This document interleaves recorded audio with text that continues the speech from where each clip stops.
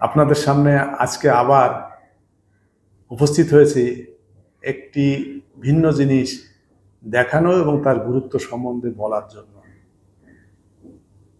আমার হাতে একটি কাঁচের গ্লাসে কিছু একটা আছে, দেখতে পাচ্ছেন নিশ্চয়ই। বলতে পারবেন এটা কি? একটু পানির ঘোলা পানি মনে হচ্ছে। আমি এটা একটু খাই, তারপরে বলি।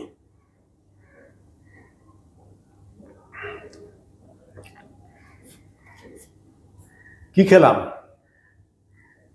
অনুমান করতে পারলেন? আসলে না জেনে তো খাওয়া যায় না। আমি জানি এটা কি জিনিস। এটি একটি স্যুপ।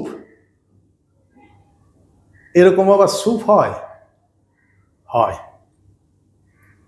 এটি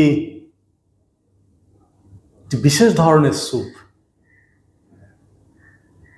জানতে ইচ্ছা করছে কি এটি? এটি ব্যাকটেরিয়ার স্যুপ। এই নামটি হয়তো প্রথম শুনলেন। আবার বলছি, এই গ্লাসে যেটি আছে সেটি আর কিছুই নয়, ব্যাকটেরিয়ার স্যুপ।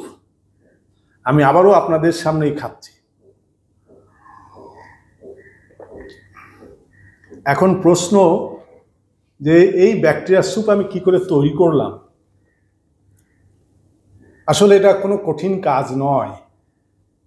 আপনাদের বাসাতে এরকম জিনিস এমনিতেই তৈরি হয়ে যায়। কেমন করে?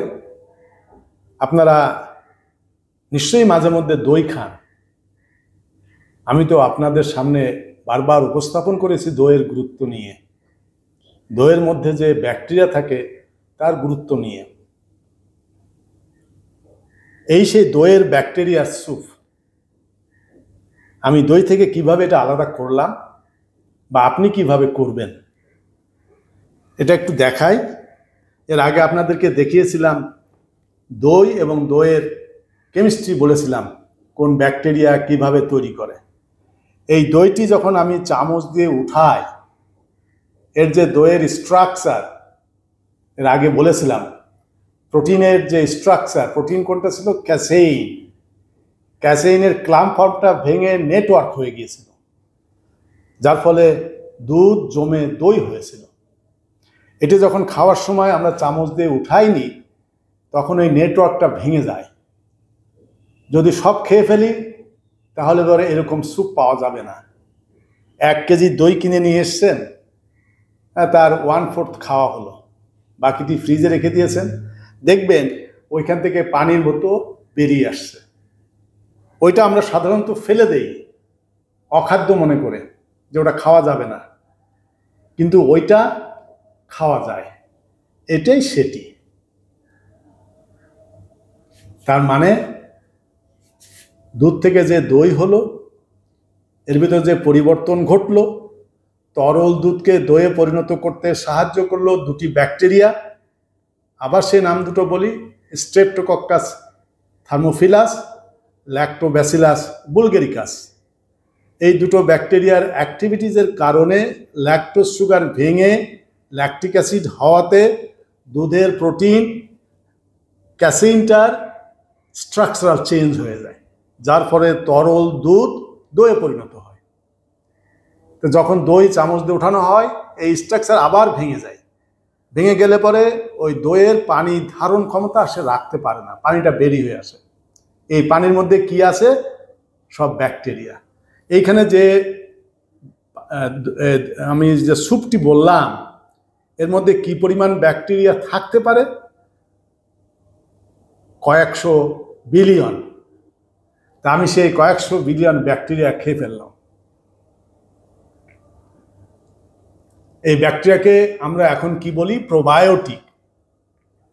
এই ব্যাকটেরিয়াগুলো আমার শরীরে যেয়ে ইন্টেস্টাইনে থেকে ব্যাকটেরিওসিন নামক পদার্থ তৈরি করে খারাপ ব্যাকটেরিয়াগুলোকে বের করে দেয়।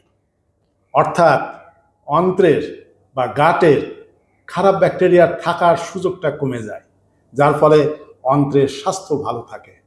তাহলে মনে রাখবেন, দই ভেঙে খাওয়ার সময় যে পানিটা বেরিয়ে যায় সে পানিটা ফেলে না দিয়ে খেতে পারেন। আমি এখন যেভাবে খাচ্ছি,